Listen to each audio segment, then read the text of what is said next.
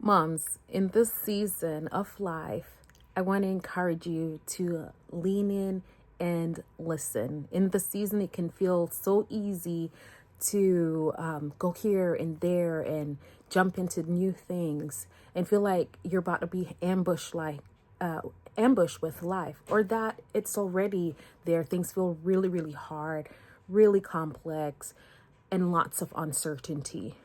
I encourage you to lean in and listen, pray, lean in and pray, lean in and listen to the stories you're telling yourself, lean in and listen and observe in like observing kind of a way, the rhythms of your life, leaning and listen to your spouse, leaning and listen to your children. I believe that when we begin to lean in and really press our ears and really begin to listen, that it informs us. It gives us data. It gives us information on what might be necessary to be the next thing to do. Sometimes we can notice things and get in a bit of a frenzy towards fixing, or that we feel so overwhelmed, we shut down and disconnect from life and start numbing out. I've been there as a stay-at-home mom, homeschooling mom, supporting my husband. We've been married over 22, oh yeah, over 22 years now officially. And we've had lots of school and just navigations in life, from being in the military, doing seminary, so many different avenues of life. And I can see and glean back through these different seasons how well I listen and how well I didn't, how well I started listening more to the stories that weren't always as positive. I learned it to be ants, automatic negative thoughts. And those ants ran my life for a season. It's one thing to consider the ants, you sluggard, how the ants move about and they do work without being commanded. I really think that proverb is an invitation for us to really pay attention, really, again, listen. And so what is it that is tossing you to and fro? What is it that you feel like you have to speed up to accomplish, to maintain, to protect, to be involved in? What is it that gets you so overwhelmed, so moved, so bothered, so in a frenzy? And take some time out to pay attention to these things. I just went for a walk, and I want a purpose to walk and pray more. I recognize there's something that naturally does happen with me, for me, as I'm walking and or running. I used to run a bit years ago. I'm trying to slowly get back into that. My daughter invited us to a 5K, Tinseltoe 5K in our local area, and I had about 2 weeks to prepare. Granted, I've been working out, 2 to 3 times a week, but I needed to now incorporate running. And I was like, the way you're going to finish this 5K is your mindset. And so I locked in on that. How do I coach myself to face the circumstance that I'm in and make it to the finish line? And granted, that was the best coaching I could have given myself to enter into this race, because soon I knew my body was going to say, that's enough. But then how do I discipline myself to find a rhythm within that race and run my race? I had my spouse and two of my daughters that ran track. And it was like, how do I get into this knowing that there's going to be commotion all around me? There's going to be noise and excitement. And how do I lock in within my own sense of self to run my race and run it well? And well for me was to get to the end, not the fastest, not, I wanted to challenge myself, not just to walk the whole time. But, I ran and I walked and I ran and I walked and I noticed people around me. I said hi. I had conversation. I tried my best to listen to my body. There are moments where I know I can push myself, and I had to really take those moments and said, nope, pause and stretch. Yes, you wanted this. I don't know what time I imagined, but there are some moments where I was like, it will be most beneficial right now for me to listen to my body, for me to pause and stretch, more so than keeping up with that one person next to me, right? Because we're tandem off of each other. And a little healthy competition is good. It's good. It's not bad. It's when when we overly begin to notice other people and speed up and try to fix ourselves to keep up, right? Or that feeling of not wanting to fall behind. So much of what I've just said already goes into motherhood. So as I began to walk, listen came to me, and I jotted down some things. I want to make sure I didn't miss too much of that as I just started free flowing and talking with you directly, because it's what's also in my heart. And I wish I could have really listened more, really slowed down, and if was a fifth, right? But I just feel it in my heart to encourage. Yesterday I was talking to another young mom and just trying to listen and trying to encourage, and she's doing things that parts of my motherhood journey didn't allow me to do. And I'm like, oof, that feels hard. But also she's committed to that portion of what she's doing. And I'm like, hey, want to say hanging there, this season. One of the things I said is, it was hard for me to sit there in '06 trying to parent my 1-year-old, right?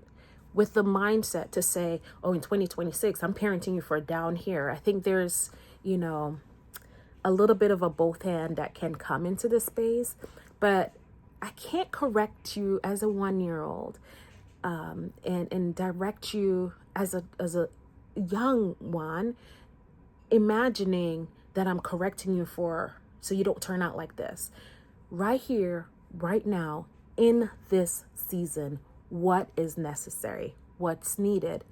Oh, as I said that to her, I just imagine how much weight it would have taken off my system, to be able to have had that mindset, that thought concept.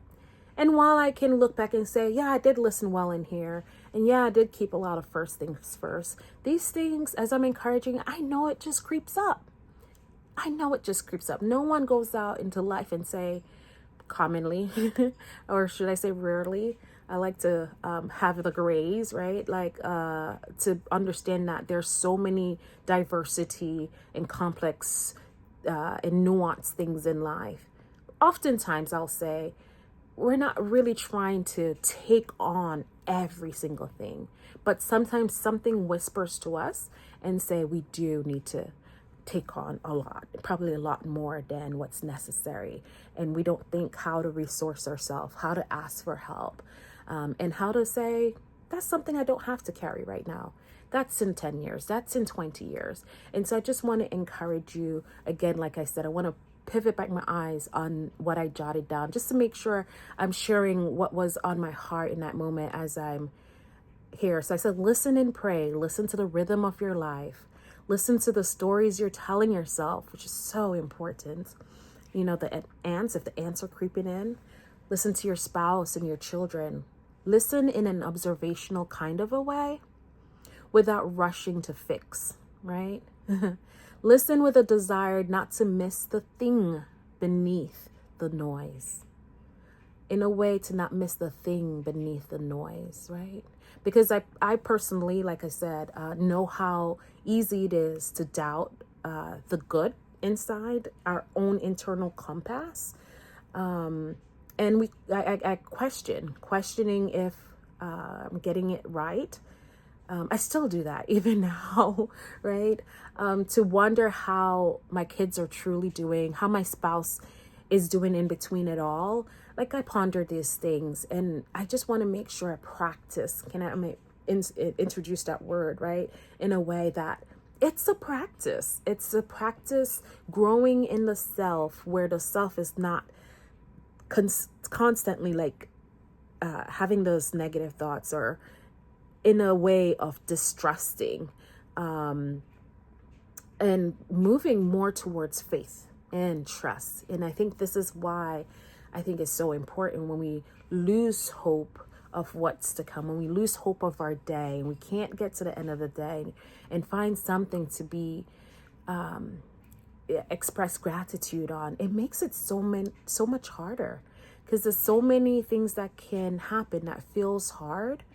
And if the heart compounds so much, sometimes the body knows, it's like, whoa, that's hard. And then it looks at it as a threat. And before you know it, you can look at so much of your parts of your life as a stay-at-home mom in particular, look at so much of it as threat. And then you're constantly in an adrenal uptick and a cortisol and everything is just, and so, yeah, back in. So listen, I don't believe God wants us to be ambushed on every front. So listen and be discerning. Ask for wisdom, insight, and understanding. I believe He does want to lead you, and even towards things that are maybe, is it the trend or is it the thing not to trend and follow? Things that might feel outdated, back when I started being a stay-at-home mom, it just felt like it wasn't the thing to do in my community. I've gotten many sentences around when to put my children in school, and later on when to put them in daycare, and later on when to put them in school. And, when you have well-intended curiosity and you're doing something new and it feels like you're pioneering, it can hit in a spot where it becomes very questioning of yourself, even though this is what you listened for and what you are deciding. So I say be able to even guard those kinds of things. It's safe to say we don't fully know what's around the corner. I don't know what's around my corner, right? So whether what's coming is desired or unwanted, I encourage you again, in those moments when those things happen, pause and listen, pray. Listen to the voice, the presence, the loud, the stillness, the frightful, and the joys. Listen, okay? Pause and reflect. It's like I can pause and reflect, take a breath and say, Lord, give me wisdom. Lord, give me discernment for this season. May I steward well that which is at my hand so that I can flourish well in my right now season. Hey, if you're a stay-at-home mom and this has been encouraging to you, or stay-at-home homeschooling mom, this has been encouraging to you. If you're a working mom, because I do also help my spouse run our business. So I get to wear these multiple hats, and my heart in this season, this year, is to really pause and pour out. This is something I've wanted to do for years, but as much as I listened and felt prompted towards that, there was such a huge trust question there, and a huge not wanting to be seen. So many stories, and I want to encourage you beyond yourself, beyond where you think you're limited, to walk into the good that is in front of you. So blessings to you on today, whether you're listening to this as you're cleaning, folding. Those are typically times where I tend to listen to something good that can encourage me, whether you're driving, whatever it is. May you have a peaceful, restful, and blessed day, even in the midst of chaos, because I do believe that God shows up in the chaos and speak to us. He's not afraid of the chaos. He's not afraid of mess and messy. He does a lot of his good work in those places where we're like, even here, Lord? Yes, even here.